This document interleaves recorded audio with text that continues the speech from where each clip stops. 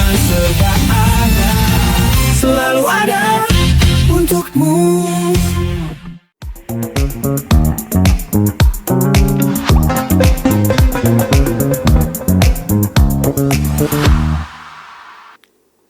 Halo guys, Sobat Kom dimanapun kalian berada. Jumpa lagi bersama saya Anissa di program Oh Serba, obrolan serba ada. Dan episode kali ini senang banget bisa menyapa teman-teman semua. Dan kemarin-kemarin nih Oh Serba sudah mengeluarkan beberapa episode yang mungkin teman-teman bisa saksikan atau tonton di channel YouTube-nya Radio Praja TV Bontang. Dan buat teman-teman juga yang mungkin masih suka mengakses radio, nah teman-teman bisa langsung mendengarkan audio visual kami lewat aplikasi radio yang tersedia di Play Store Android. Jadi teman-teman bisa langsung dapatkan atau download aplikasinya di Play Store Android teman-teman. Nah episode kali ini Anis tentunya nggak sendiri. Seperti episode-episode sebelumnya, Anis ditemenin sama host kesayangan kita. Ya, ada Om Bram. Halo, Halo, Anis. ketemu lagi kita Omnya. Iya. Oke. Dan hari ini kita ada kawan, ada Iya. tamu istimewa. Kenapa saya sebut kawan? Biar saya nggak terlalu kayak om-om gitu. Enggak kok, enggak kayak Om-om, cuma masih muda kok. Iya, cuma kebetulan karena saya menghormati jadi manggilnya Om. Masih ya. Oke, jadi kita kedatangan siapa nih Om? Dia, ini adalah seorang fotografer dan juga penggiat beberapa kegiatan yang tidak jauh dari hal fotografi. Dan tentu saja kita berharap dengan kehadirannya tentu dapat menginspirasi semua sahabat dimanapun yang sedang menyaksikan podcast ini untuk dapat menyalurkan hobinya. Betul. Terutama di bidang fotografi. Oke, Siapa dia? ya. Anis yang lebih kenal. Oke, Anis yang lebih kenal.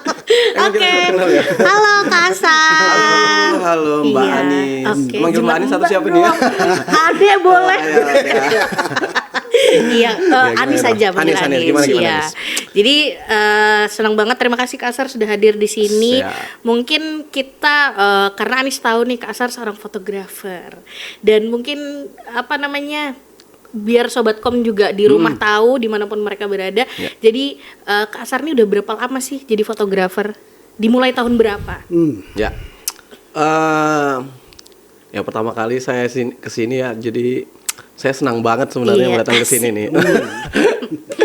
Antusias banget lah ya, menjadwalkan bisa hadir di sini. Ya kalau bicara tentang fotografer, kapan jadi fotografer itu sebenarnya awal mulanya saya juga ikut dalam sebuah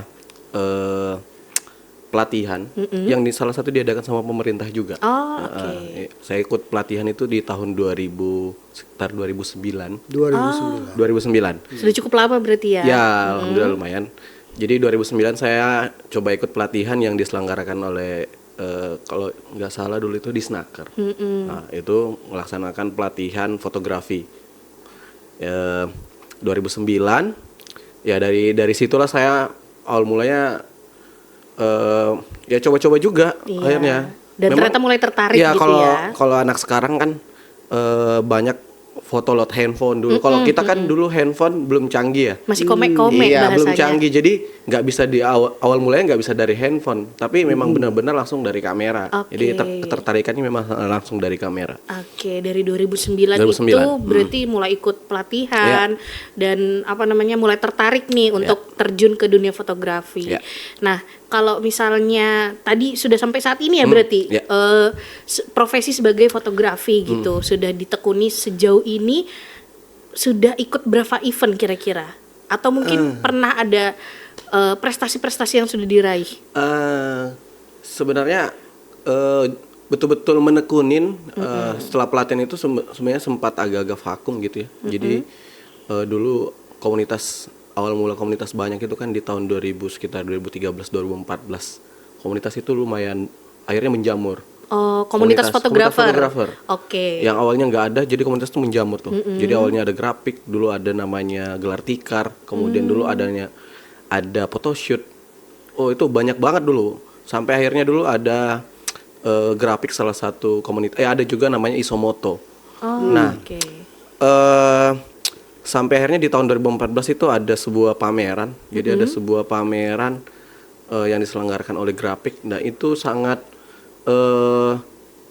yang membuat saya sangat tertarik akhirnya terjun di dunia fotografi. Oke, Jadi pameran awalnya khusus fotografer. khusus fotografer. Oh, Jadi oke. pameran itu Menampilkan hasil-hasil. menampilkan hasil-hasil walaupun Oke. itu hanya dulu itu masih di komunitas fotografiknya sendiri atau komunitas grafiknya sendiri. Hasil-hasil fotonya mereka dipamerkan dan itu yang membuat saya akhirnya terjun benar-benar sebagai fotografer. Itu 2014. Kalau saya belajar 2009 itu belajar hanya belajar sekedar motret. Nah, tapi dijadikan peluang usaha setelah di 2014 itu. Oke, karena bertemu dengan banyak komunitas. Ya, seperti akhirnya itu. muncul banyak masukan dari beberapa teman. Oh, ini kayak gini jalannya ke sini. Ya, Jadi intinya suka fotografer itu jauh sebelum Jauh. ada pelatihan. Iya. Jadi 2009 udah suka, 2014 itu sekitar Ketemu banyak 14 komunitas. belasan itu ada beberapa event, ikut-ikut pameran, Komunitas. mungkin gitu, komunitas. Nah kemudian baru 2000 tadi ya ikut pelatihan. Ya, ikut pelatihannya 2009, kemudian sempat motret-motret sana sini, kemudian tapi belum betul-betul menekunin. Jadi hanya sekedar motret sana jalan gitu.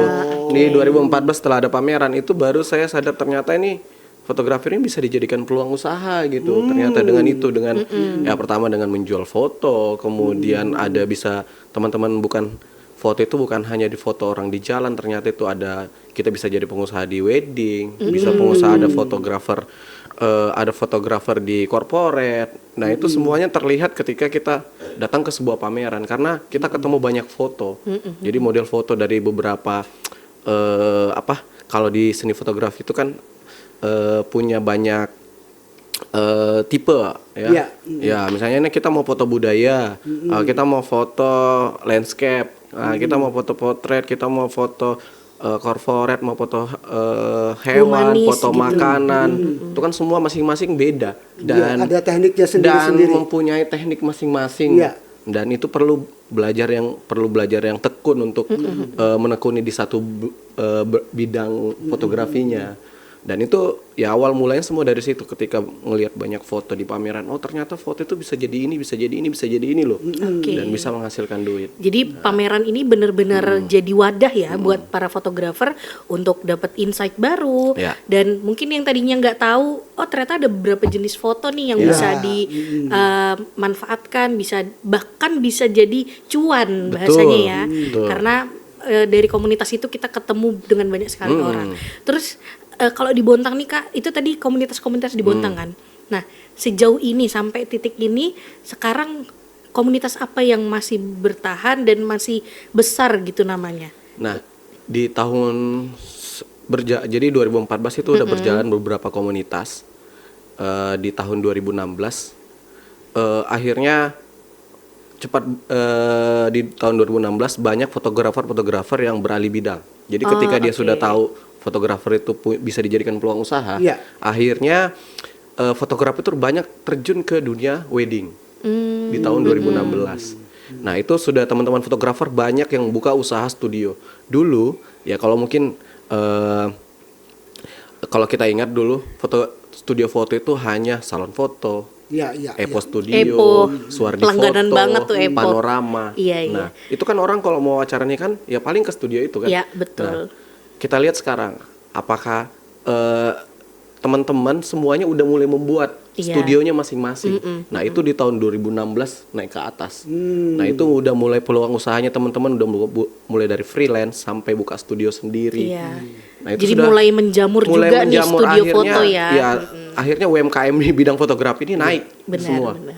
Nah, Yang sebenarnya pembunuh mereka. Pembunuh usaha. dia dan Bisa dibilang gitu tapi Iya. ya Tapi namanya bersaing. perkembangan zaman. Betul. Namanya- Namanya bersaing. Iya, namanya perkembangan zaman. Jadi memang ya studio foto kita juga memang harus berkembang. Betul. Iya. Kalau kita ya namanya peluang usaha ya, jadi namanya usaha ya harus upgrade terus. Iya. Kalau dia tidak upgrade ya pasti dihajar sama lawan-lawannya. Betul, dan tentunya ngikutin zaman. Iya. Apa yang lagi tren di zaman itu ya terus diikuti oleh teman-teman yang terus survive untuk bikin studio gitu Iya. kan.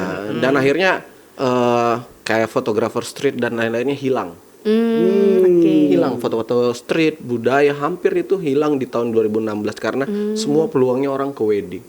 Termasuk saya. Lebih menghasilkan.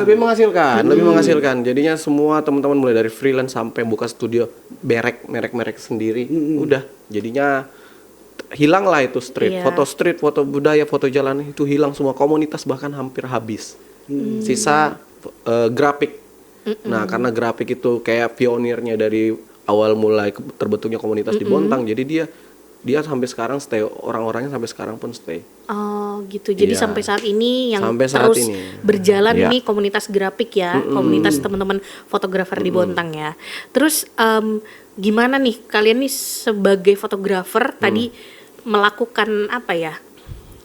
Tadi tuh ada struggle masalah-masalah, kalian punya pesaing, terus akhirnya kalian ikut buka studio foto dan bersaing di berbagai acara dari wedding, dari akikah mungkin, corporate juga. Nah, gimana kalian nih satu komunitas, terus tapi kalian nih satu job gitu, dan ibaratnya ya mungkin kalau di dunia usaha bahasanya rebutan nih, harus saling salip. Nah itu gimana tuh nyiasatinnya tuh? Ya, memang sempat terjadi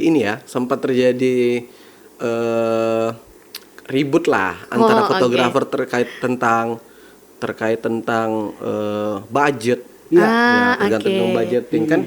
Sebenarnya Budgetnya jasa, beda-beda ya. Karena kan jasa itu sebenarnya ya nggak ada yang bisa menilai jumlah jasa, harga jasa itu berapa, Pak. Kan jadi kalau waktu dulu tuh saya masuk di wedding ya sempat ikut di studio dulu awal-awal ikut studio, dan akhirnya ketika ikut studio kemudian buka brand sendiri juga. Nah, ketika buka brand sendiri baru ngerasa ternyata persaingan di dunia wedding ini sangat sangat ketat. Akhirnya ya ketat karena banyak teman-teman yang membuka usaha terkait tentang terkait fotografer wedding. Nah, pada akhir di 2018 itu coba saya 2017 saya coba masuk di corporate. Karena menurut saya ini peluang di wedding ini agak sangat struggle bertabrakan lah. ya. Banyak ini. Saya harus cari bidang lain nih yang supaya bisa saya up diri saya sendiri. Nah, akhirnya di 2018 saya coba sekolah fotografi. Oke. Ya, saya sekolah fotografi di Malang. Ada namanya Bening Studio, Bening Fotografi. Itu di Malang. Kita tahan dulu sejenak ya. Siap. Karena ini kita akan mendengar dulu sebuah informasi. Oke. Tapi tetap di Oserba, obrolan serba ada. Obrolan serba ada, selalu ada untukmu.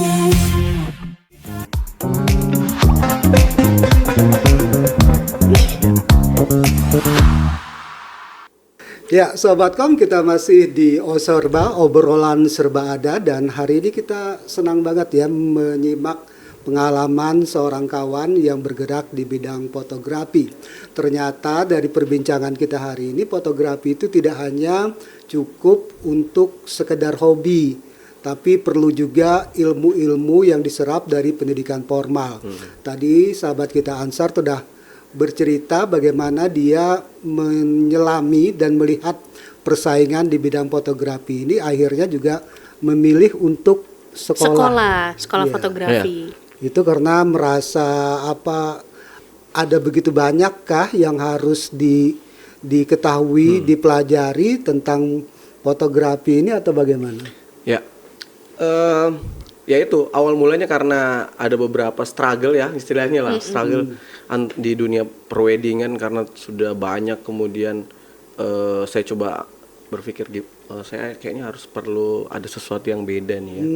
Jadi saya coba untuk bukan malah menekunin weddingnya, ya maksudnya bukan malah mendalamin fotografer weddingnya, tapi saya coba untuk cari alternatif lain, tapi tetap masih di dunia fotografi. Karena saya sekolah fotografi, tapi khusus untuk corporate. Jadi saya sekolah fotografi corporate sama bisnis. Jadi bisnis fotografinya ini karena selain kita bisa menghasilkan cuan dari fotografi, tapi kita harus tahu nih mengelola bisnisnya gimana. Iya. Ya, cara mengelola bisnisnya gimana, kemudian bagaimana caranya kita bisa masuk di korporat.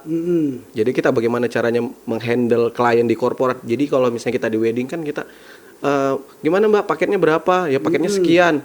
Deal-dealan juga bisa lewat telepon. Iya. Nah, bedanya kalau kita di korporat, ya kita punya kita kontrak. Ya. Jadi kita kontrak misalnya kita ada kegiatan ini berapa banyak, misalnya ada 5 kegiatan yang harus kita kerjakan, dan itu kita buat kontrak. Kontrak pembayarannya seperti apa, kemudian invoice-nya seperti apa. Nah, itu bisnisnya. Kalau dari segi fotografi korporatnya, ya kita belajar bagaimana sih berbicara di depan klien korporat. Iya. Kemudian bagaimana apa yang tidak boleh ketika kita melakukan foto sesi di acara-acara korporat. Nah, itu yang kita banyak pelajari. Iya. Oke, jadi memang sekolahnya ini tidak hanya membahas tentang teknik-tekniknya ya Kak ya, lebih ke bagaimana prosesnya sampai kita deal sama korporat tersebut, dan apa aja nih yang harus difoto pada saat acara korporat itu. Jadi memang banyak hal yang dipelajari, tapi dari lini korporat, karena kakak ngerasa kayaknya wedding ini udah banyak saingannya nih, gitu. Tapi berarti keren banget teman-teman, ini harus dicontoh nih, karena dia punya sisi lain gimana caranya dia tetap berkembang dengan dunia yang sudah dia tekuni, tapi agak ke sisi yang lain nih, ke Lebih sisi korporat. Iya, seperti itu. Hobinya tetap Jalan, juga penghasilan, cuannya tetap jalan. Nah, lebih terprogram. Betul. Lebih terprogram. Iya. Nah, kebanyakan kita itu kalau ketika menghitung budgeting ketika kita melakukan sesi foto, itu kan kita lebih ke ngawang-ngawang. Terus kita ini segini aja nih, ini segini. Nah, di sana itu kita diajarin, berapa sih harga yang pas buat kita? Nah, itu dia. Nah, berapa Sampai sih? segitunya ya dipelajarinya, luar Harganya biasa. penting, karena di fotografer ini Nggak asal nembak gitu ya Kak ya? sama Oke. teman gitu. Iya. Karena sebenarnya memang jasa itu tidak ada yang dibatasinya berapa range harganya jasa, karena jasa itu kan tergantung waktunya kita, ya kan? Waktu itu kan belum tentu lagi, selain waktu juga ada bahan yang kita pakai, alat yang kita pakai, masing-masing berbeda, ya kan? Karena Masing-masing ada berbeda. 2 profesi tuh yang sering ngeluh karena pertemanan, editing sama fotografer. Betul. Iya. Desain grafis ya Pak. Alah lu kan tinggal moto gitu Iya. kan. Ada bahasanya tuh, halah foto doang, masa 5 juta foto doang. Nah tuh yang kayak gitu tuh sering atau pernah dapat? Ya. Lah, yang lucunya lagi kan kadang orang mikirnya cuman berdiri, cuman motret gitu kan, semuanya orang pasti bisa motret. Ya memang benar. Coba rasakan aja motret dalam waktu 4 sampai 5 jam. Oke. Itu rasanya itu sama aja kayak kita jogging 5 kilo. Iya. Itu sama. Karena kan tidak hanya cuma motret kan, tapi memikirkan bagaimana pencahayaan, dari sudut mana harus diambil, dan itu orang kadang-kadang nggak memikirkan itu.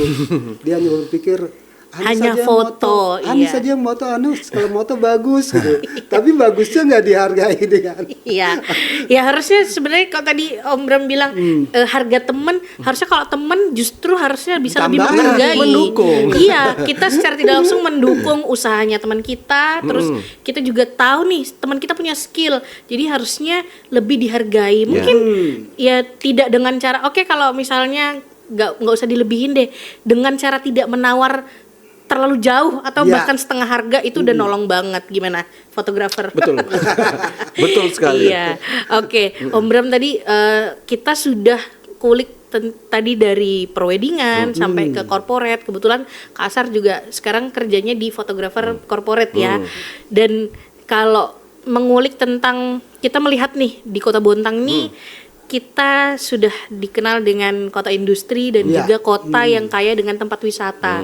Apalagi wisata kita banyak yang bersinggungan dengan laut, dengan hutan mangrove. Nah, keterlibatan teman-teman fotografer nih dengan tempat-tempat wisata yang ada di Kota Bontang tersebut itu seperti apa? Dan mungkin dari komunitas pernah ngadain acara atau mungkin ada spot-spot foto favorit nih Ya. dari pariwisata yang ada di Kota Bontang. Kalau menurut saya ya, keterlibatan fotografer di dunia pariwisata itu di Bontang itu belum, Oh, belum. Oke. bahkan belum.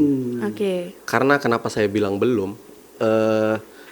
Teman-teman fotografer belum ada yang fokus ke fotografer untuk paket wisata. Ya, ada pun beberapa tapi masih belum fokus. Oke. Ya. Cuma selingan aja Cuman mungkin selingan. ya. Nah, kalau kita belajar dari beberapa daerah yang sudah ngerti tentang menghasilkan Iya. uang di dunia pariwisata. Nah, ini misalnya di Jogja nih. Iya. Jogja nggak punya, dia banyak gunung, banyak keraton dan lain-lain, tapi coba kita lihat sekarang fotografer jalanan yang pakai baju adat. Oh, iya. Nah, itu kan ide yang sangat bagus. Orang foto sekarang bukan di studio, tapi orang fotonya di outdoor.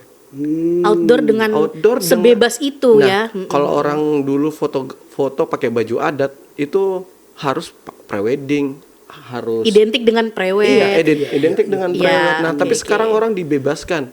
Ya itulah dunia fotografi itu kan selalu berubah terus. Kalau kita nggak cepat up, kita akan tertinggal. Oke. Kita akan tertinggal. Jadi kita harus ngelihat peluang-peluang yang betul-betul, oh ini ternyata memang pariwisata yang kayak gini nih harusnya bisa naik nih. Harusnya bisa naik cepat.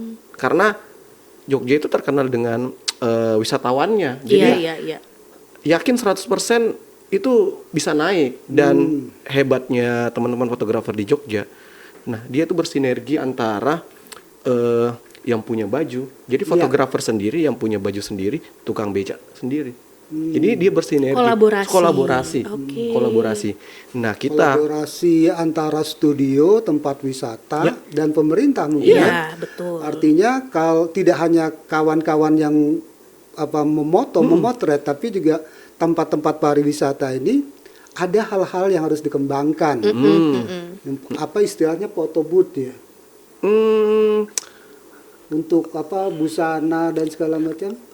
kalau ya tetap fotografer outdoor, cuman dikemasnya semua orang boleh menggunakan jasa ini. Nah, kalau dulu hanya prewedding, nah ini semua orang yang datang berwisata, yuk kalau mau foto pakai baju adat silakan nih, ada paketannya Iya. sekian. Jadi Iya. tidak tergantung dengan momentum, Om. Momentum. Jadi kan biasanya orang identik nih, oh aku mau prewed atau postwed, atau mungkin ada kegiatan foto-foto khusus kelompok atau sekolah. Tapi ini di luar daripada itu, orang-orang semuanya bebas. Apalagi dengan wisatawan yang datang ke Jogja itu, mereka dengan bebas mau foto pakai baju adat Jogja, walaupun mereka bukan orang Jawa gitu ya, tapi mereka bebas mengekspresikan dirinya dengan teman-teman fotografer yang ada di jalan itu ya, dan outdoor itu. Nah, mungkin konsep itu yang belum ada di Bontang, seperti itu ya.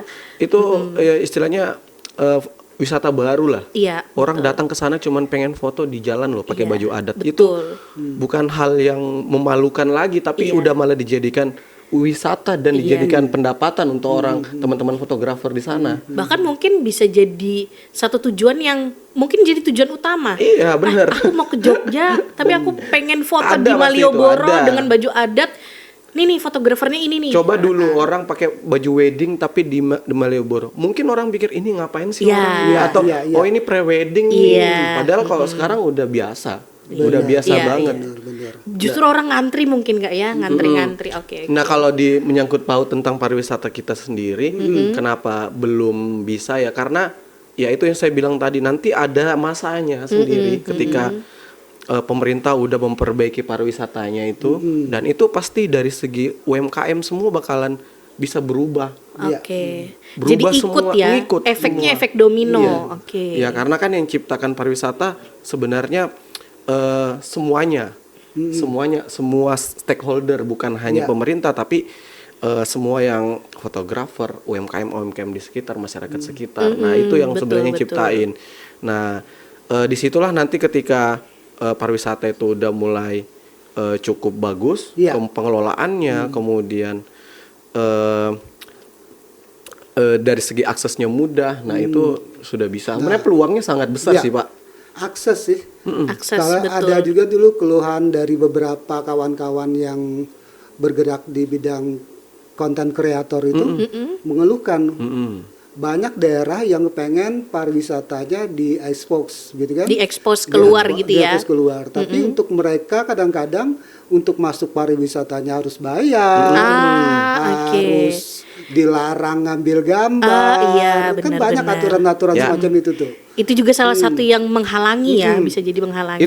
Perlu nggak itu waktu suatu saat misalnya kawan-kawan di Bontang ini ada ID card, ada organisasi ini untuk ID card ini misalnya dia Jadi dikasih punya akses. dikasih Oke. kebebasan dong untuk perlu nggak Oke. itu? Nah, ini sebenarnya yang lagi diributin sama Teman-teman fotografer. teman-teman fotografer, Iya, terus iya. termasuk di media sosial, Pak, terkait aturan yang terbaru sekarang ini, ya. Aturan terbaru terkait tentang kunjungan Taman Nasional, kunjungan ke Taman Nasional yang harus punya berbayar, Iya. termasuk biaya kamera. Nah, biaya kamera itu dikenakan cas dan lain-lain. Nah, itu kan salah satu hal yang menurut kita ya sangat pertama merugikan di tempat wisatanya itu sendiri. Oke, karena dengan adanya itu jadi terhalang nih orang-orang yang pengen masuk ke sana, sudah males duluan dengan Iya, aturan-aturan yang benar. berlaku. Padahal ini bisa jadi satu potensi yang kita nggak tahu nih kapan bisa terekspos dengan luas gitu. Oke. Ini memang kalau ngobrolin fotografer ini kita benar-benar nggak bisa sebentar ya Kak ya. Betul. Oke, terakhir sebelum kita tutup, tips dan trik dari Kak Asar nih untuk teman-teman Sobatkom yang lagi nonton mungkin tertarik dengan dunia fotografi, apa aja nih tips triknya untuk pemula mungkin? Ya, untuk sekarang sebenarnya paling mudah banget. Jadi fotografer itu sekarang udah dimudahkan dengan aplikasi. Nah, sekarang itu zaman sekarang udah banyak teman-teman fotografi yang munculan. Ya. Itu kalau dibilang teman-teman fotografer senior, itu naiknya hampir 50%. Ini dalam jangka cuma 6 bulan sejak kemunculan itu aplikasi. Aplikasi nama ya ini promo nggak apa ya? Nggak apa-apa. Aplikasi namanya PhotoYou. PhotoYou. Iya, PhotoYou itu aplikasi yang membackup semua teman-teman foto itu bisa menjual fotonya di situ dengan mudah. Oke. Menjual fotonya dengan mudah. Nah, kenapa mudah? Ya, aplikasi ini semua ketika kita motret dimanapun, ya, dimanapun kita motret, orang bisa ngakses, nggak perlu di follow, nggak perlu ini. Dan rata-rata kalau di kota-kota besar mahasiswa itu yang kuliah di luar, dia itu mulai fotografi walaupun kameranya nyewa. Cari gitu. uangnya di situ. Oke. Jadi motret, masukkan ke aplikasi, nggak perlu orang follow. Kalau orang itu sudah punya aplikasinya di handphone, itu akan muncul sendiri fotonya dia. Hanya fotonya dia yang muncul di HP-nya dia, bukan foto orang. Iya, iya. Jadi dia pakai namanya face detection. Oke. Jadi face detection ketika fotonya ada yang upload, fotografer yang upload, nah itu secara langsung terkoneksi di aplikasi dan itu fotonya hanya yang muncul di berandanya dia. Dan mereka tinggal check out. Mereka tinggal check out. Jadi check out cari cuannya dari situ? Cuannya dari situ. Mereka tinggal check out. Check out kayak semacam beli di platform ini belanja online, tinggal check out sudah mereka tinggal. Oke. Itu dimudahkan dan itu memang saya beberapa kali datang di acara run apa ini yang ramenya run ya. PhotoYou terkenal dimulai dengan run padahal semua foto bisa masuk dia situ bukan hanya foto lari. Gitu. Dan luar itu sangat biasa. membantu dan ini sangat Iya. lagi happening Ya, saat ini. Bener-bener lagi diunggulkan banget Ya. ya untuk para pemula. Iya untuk para Iya. pemula dan mungkin nanti akhirnya awalnya mulai di situ akhirnya mungkin merembet kayak saya gitu Iya, kan iya. akhirnya ngelihat potensinya kira-kira nyari duitnya kemana. Kayaknya kita perlu satu sesi Iya, khusus untuk bahas foto ini gitu. benar-benar, Ya. benar boleh. Nanti kita mungkin bisa ada waktu luang lagi Boleh, kan, ya, Kak Asar. boleh. Kita bahas khusus PhotoYou ini, Boleh. bagaimana awalnya, terus kita Ya. cara pakainya gimana. Nanti kita kasih tahu ke Sobatkom yang ada di rumah. Boleh. Oke, terima kasih Kak Asar sudah Sama-sama. mau sharing Siap. dan datang ke Oserba kali ini. Siap. Dan buat Sobatkom dimanapun kalian berada, terima kasih sudah saksikan terus Oserba. Jangan lupa tayangan ini akan terus tayang Senin sampai Jumat di channel YouTube Radio Praja TV dan teman-teman juga bisa dapatkan audiovisualnya di aplikasi radio yang tersedia di Play Store Android kalian. Saya Anissa dan Om Bram pamit undur diri. Dadah, sampai jumpa. Dah. Obrolan serba ada, selalu ada untukmu.